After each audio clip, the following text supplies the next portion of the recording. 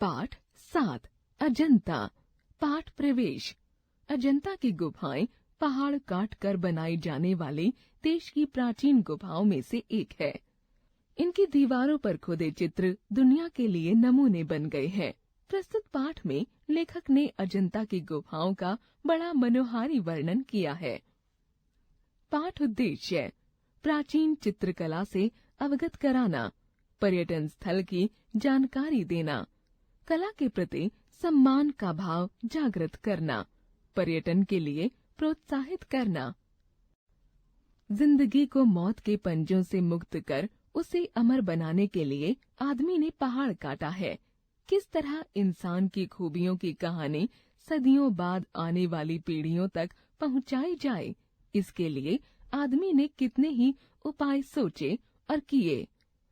उसने चट्टानों पर अपने संदेश खोदे, तांबे और पीतल के पत्थरों पर अक्षरों के मोती बिखेरे और उसके जीवन मरण की कहानी सदियों के उतार पर सरकती चली आ रही है, जो आज हमारी अमानत विरासत बन गई है।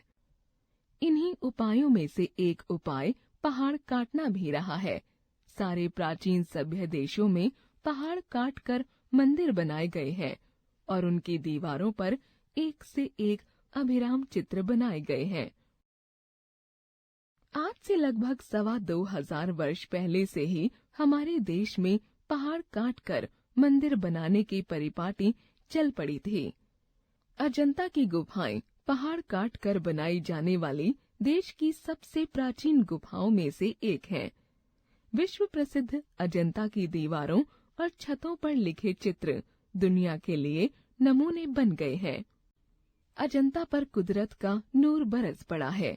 प्रकृति भी वहाँ थिरक उठी है।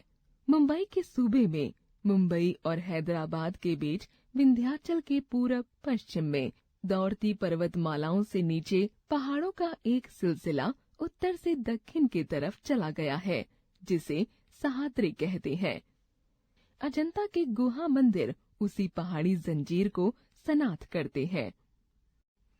अजंता गांव से थोड़ी ही दूरी पर पहाड़ों से पैरों में सांप सी लौटती बाधुर नदी कमान सी मुड़ गई है। वहीं पर्वत का सिलसिला एकाएक अर्धचंद्राकार हो गया है। कोई 250 फुट ऊंचा हरे वनों के बीच मंच पर मंच की तरह उठते पहाड़ों का यह सिलसिला हमारे पुरखों को भा गया और उन्होंने उसे खोदकर भवनों महलों से भर दिया। पहले पहाड़ काटकर उसे खोखला कर दिया गया, फिर उसमें सुंदर भवन बना लिए गए। जहाँ खंभों पर उभारी गई मूर्तें बेहंस उठीं। भीतर ही समूची दीवारें और छतें रगड़कर चिकनी कर ली गईं और तब उनकी जमीन पर चित्रों की एक दुनिया ही बसा दी गई। पहले पलस्तर लगाकर आचार्यों ने उन पर लहराती रेखाओं में चित्रों की काया सिरज दी। फिर उनके चेले कलावंतों ने उनमें रंग भरकर प्राण फूंक दिए। फिर तो दीवारें उमंगी हो उठीं, पहाड़ पुलकित हो उठे। कितना जीवन बरस पड़ा है इन दीवारों पर, जैसे अजायब घर का भंडार खुला पड़ा हो। कहानी से कहानी टकराती चली गई। बंदरों की कहानी, हाथियों की कहानी, हिरणों की कहानी, कहानी क्रूरता और भय की, दया और त्याग की।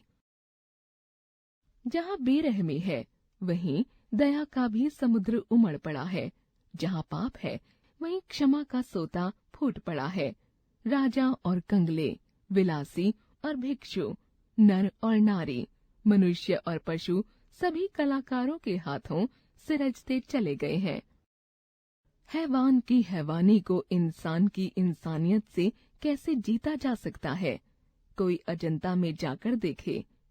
बुद्ध का जीवन 1000 धाराओं में से होकर बहता है।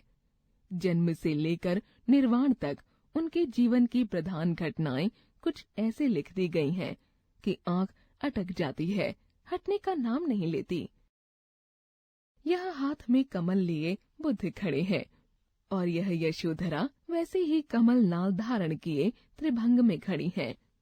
और यह दृश्य है महाभिनिष्क्रमण का। यशोधरा और राहुल निद्रा में खोए, गौतम दृढ़ निश्चय पर धड़कते हृदय को संभालते, और यह नंद है अपनी पत्नी सुंदरी का भेजा, द्वार पर आए बिना भिक्षा के लौटे भाई बुद्ध को लौटाने जो आया था और जिसे भिक्षु बन जाना पड़ा था। बार बार वह भागने को होता, बार बार पकड़कर संघ में लौटा दिया जाता। उधर फिर वह यशोधरा है, बालक राहुल के साथ। उधर बंदरों का चित्र है, कितना सजीव, कितना गतिमान। उधर सरोवर में जल विहार करता वह गजराज कमल दंड तोड़ तोड़ कर हथनियों को दे रहा है। वहाँ महलों में प्यालों के दौड़ चल रहे हैं। उधर वह रानी अपनी जीवन यात्रा समाप्त कर रही है। उसका दम टूटा जा रहा है। खाने खिलाने, बसने बसाने, नाचने गाने, कहने सुनने, वन नगर, ऊंच नीच, धनी गरीब के जितने नजारे हो सकते हैं, उन सबको आदमी अजंता की इन दीवारों पर देख सकता है। बुद्ध के इस जन्म की घटनाएं तो इन चित्रित कथाओं में हैं ही। उनके पिछले जन्मों की कथाओं का भी इसमें चित्रण हुआ है। पिछले जन्म की ये कथाएं जातक कहलाती हैं। इनकी संख्या 555 है और इनका संग्रह जातक नाम से प्रसिद्ध है। इनका बौद्धों में बड़ा मान है। इन्हीं जातक कथाओं में से अनेक अजंता के चित्रों में विस्तार के साथ लिख दी गई हैं।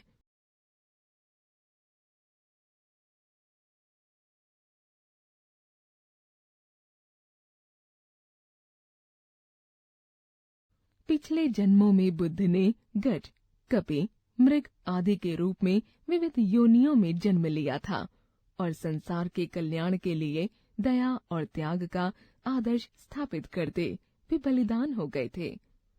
उन स्थितियों में किस प्रकार पशुओं तक ने मानवोचित व्यवहार किया था, किस प्रकार औचित्य का पालन किया था, यह सब उन चित्रों में असाधारण खूबी से दर्शाया गया है और उन्हीं को दर्शाते समय चितेरों ने अपनी जानकारी की गांठ खोल दी है, जिससे नगरों और गांवों, महलों और झोपड़ियों, समुद्रों और पनघटों का संसार अजंता के उस पहाड़ी जंगल में उतर पड़ा है। वह चित्रकारी इतनी खूबी से संपन्न हुई है कि देखते ही बनता है। जुलूस के जुलूस हाथी, घोड़े, दूसरे जानवर जैसे सहसा जीवित होकर अपने अपने समझाए हुए काम जादू के इशारे पर संभालने लग जाते हैं। इन गुफाओं का निर्माण ईसा से करीब 200 साल पहले ही शुरू हो गया था और वे 7वीं सदी तक बनकर तैयार भी हो चुकी थीं। एक दो गुफाओं में करीब 2000 साल पुराने चित्र भी सुरक्षित हैं, पर अधिकतर चित्र भारतीय इतिहास के सुनहरे युग गुप्त काल 5वीं सदी और चालुक्य काल 7वीं सदी के बीच बने। अजंता संसार की चित्रकलाओं में अपना अद्वितीय स्थान रखता है। इतने प्राचीन काल के इतने सजीव, इतने गतिमान, इतने बहुसंख्यक कथा प्राण चित्र कहीं नहीं बने। अजंता के चित्रों ने देश विदेश सर्वत्र ही चित्रकला को प्रभावित किया। उसका प्रभाव पूर्व के देशों की कला पर तो पड़ा ही, मध्य पश्चिमी एशिया भी उसके कल्याणकर प्रभाव से वंचित न रह सका। लेखक भगवत शरण उपाध्याय। लेखक परिचय। श्री भगवत शरण उपाध्याय का जन्म 1910 ईस्वी को उजियारपुर, जिला बलिया, उत्तर प्रदेश में हुआ।